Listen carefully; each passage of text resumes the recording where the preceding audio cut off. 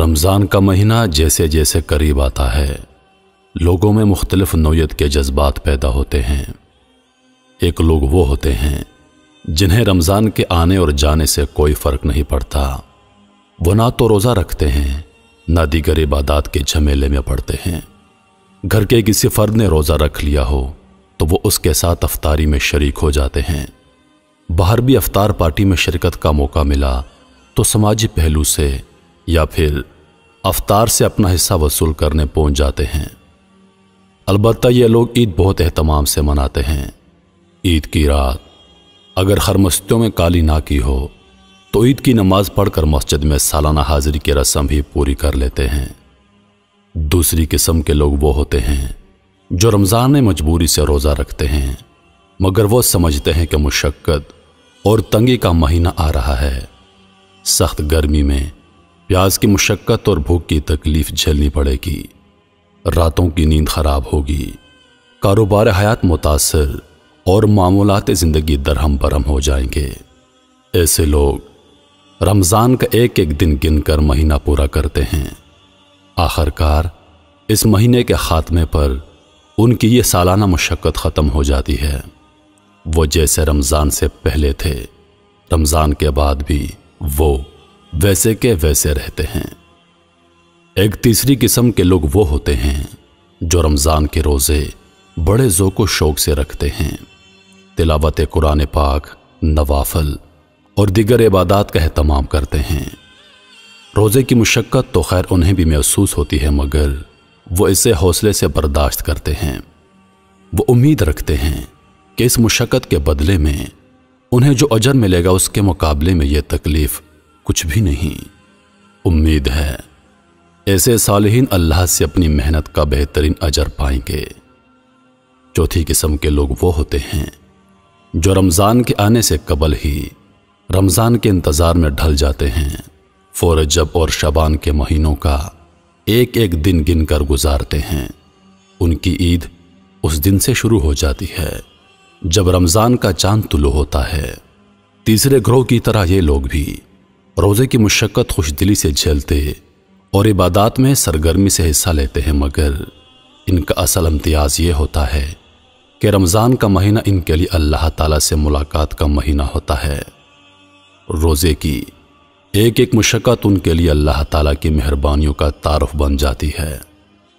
جب پیاس کی شدت سے حلق میں کانٹے پڑنے لگتے ہیں تو وہ اپنے رب کو پکارتے ہیں، اے مالک، ایسی کائنات میں جہاں پانی کا ایک قطرہ بھی نہیں، تو نے اس کرۂ ارض کو پانی کا گہوارہ بنا دیا۔ مالک، تو ساری زندگی ہمیں پانی پلاتا ہے، مگر ہم نہ جان سکے کہ یہ پانی کیسی نعمت ہے۔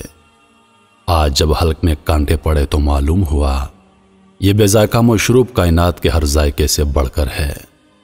ہم اس نعمت کے لیے شکر گزار ہیں۔ جب بھوک سے ان کا وجود نڈھال ہوتا ہے تو کہتے ہیں، اے آقا، تو سورج، بادل، ہوا، سمندر، پہاڑ، دریا اور زمین سب کو ملا کر ہمارے لیے غذا فراہم کرتا ہے۔ جس دنیا میں ہزاروں قسم کے حیوانات کے لیے صرف بے ذائقہ گھاس اگتی ہے، وہاں تو نے ایک انسان کے لیے ہزارہ قسم کے ذائقے تخلیق کر دیے۔ ہم دل کی گہرائیوں سے تیری عظمت اور عنایت کے معترف ہیں۔ غرض روزے کی ہر مشقت اور بے آرامی ان کے لیے معرفت الہی کے نئے دروازے کھول دیتی ہے۔ کھانے پینے کی محرومی ان پر یہ واضح کر دیتی ہے کہ ان جیسی لاکھوں نعمتوں میں وہ ہر لمحے جی رہے ہیں۔ اس احساس سے ان کی آنکھوں سے آنسو روا ہو جاتے ہیں۔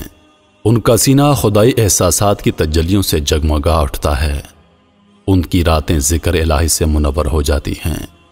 ان کا وجود اس خدائی جنت کے لیے سراپا طلب بن جاتا ہے، جہاں نہ کوئی بھوک ہوگی نہ کوئی پیاس، جہاں پر ہر نعمت بے روک ٹوک اور بے حد بے حساب ملے گی، جہاں سے وہ نکلنا چاہیں گے اور نہ کوئی انہیں نکالے گا۔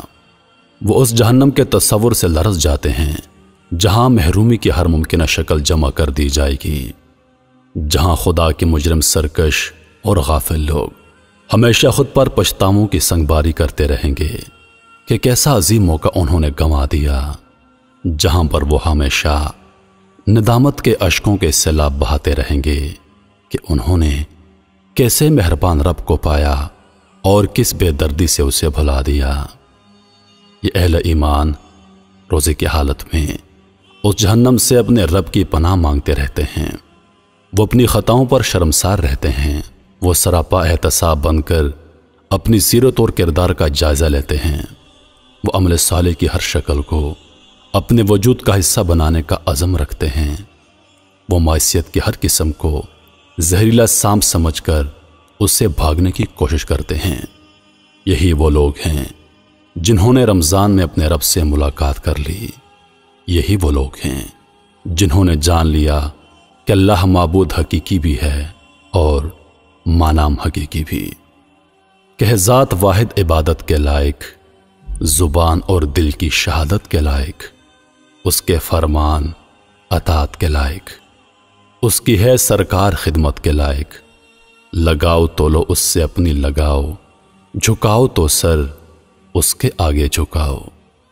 خدا کو اسی طرح پانے والے در حقیقت رمضان کو پانے والے ہوتے ہیں۔ یہی مقربین ہیں دنیا میں بھی اور